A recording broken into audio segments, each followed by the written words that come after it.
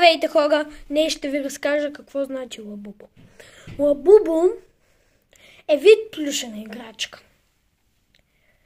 Тя е създадена с малки сладки зъбчета. Може да си слагате дрежки, шапчици, може да ги събличате. Има ги като голями.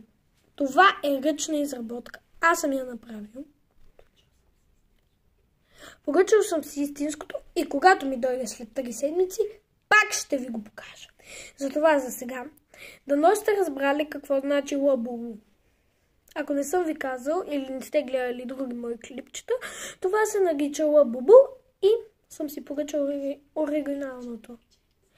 Прилича на печенце, но не е, за жалост.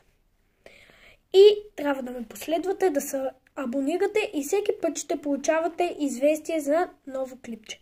Чао!